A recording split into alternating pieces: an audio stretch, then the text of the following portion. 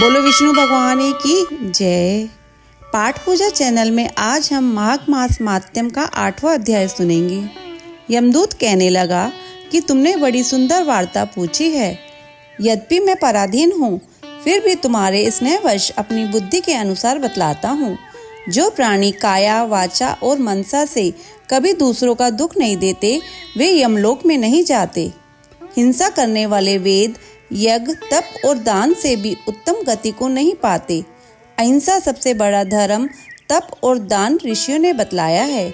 जो मनुष्य जल या पृथ्वी पर रहने वाले जीवों को अपने भोजन के लिए मारते हैं, वे काल सूत्र नामक नरक में पड़ते हैं और वहाँ पर अपना मांस खाते और रक्त पीप पान करते हैं तथा पीप की कीच में उनको कीड़े काटते हैं।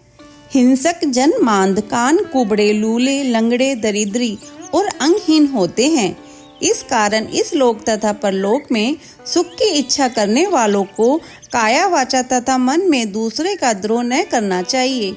जो हिंसा नहीं करते, उनको किसी प्रकार का भय नहीं होता।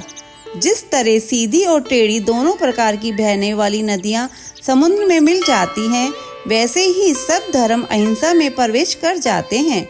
ब्रह्मचारी, गृहस्थ, वानप्रस्थी तथा यति सभी अपने अपने धर्म का पालन करने और जितेंद्रिय रहने से ब्रह्मालोक को प्राप्त करते हैं। जो जलाशय आदि बनाते हैं और सदैव 5 यज्ञ करते हैं, वे यमपुरी में नहीं जाते। जो इंद्रियों के वशीभूत नहीं हैं, वेदवादी और नित्य ही अग्नि का पूजन करते हैं, वे स्वर्ग को जाते हैं। युद्ध भूमि में जो शूरवीर मर जाते हैं, वे सूर्यलोक को प्राप्त होते हैं।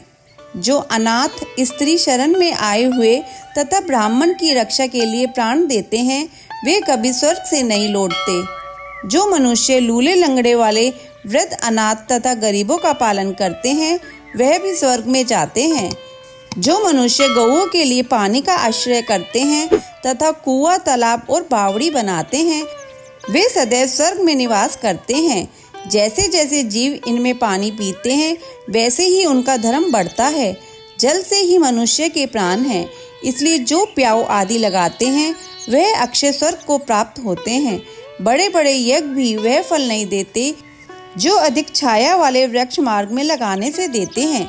जो मनुष्य वृक्ष रोपण करता है, वह सदैव दानी और यज्ञ करने वाला होता है।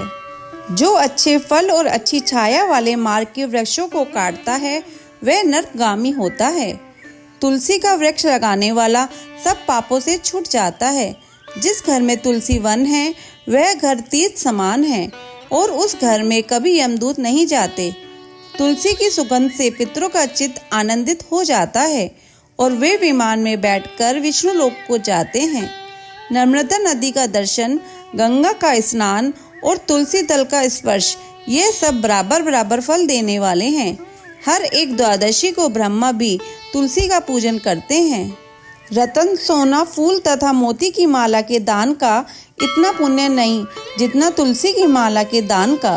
जो फल आम के 1000 और पीपल के 100 वृक्षों के लगाने से होता है, वह तुलसी के 1 वृक्ष के लगाने से होता है। पुष्कर आदि तीर्थ, गंगा आदि नदी, वासुदेव आदि देवता सब ही तुलसी में वास करते हैं।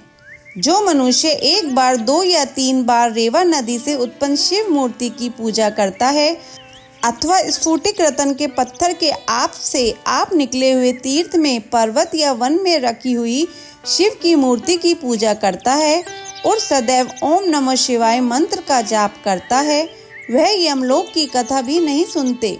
प्रसंग, शत्रुता, अभिमान या लोभ से शिव पूजन करने वाले भी यमद्वार नहीं देखते।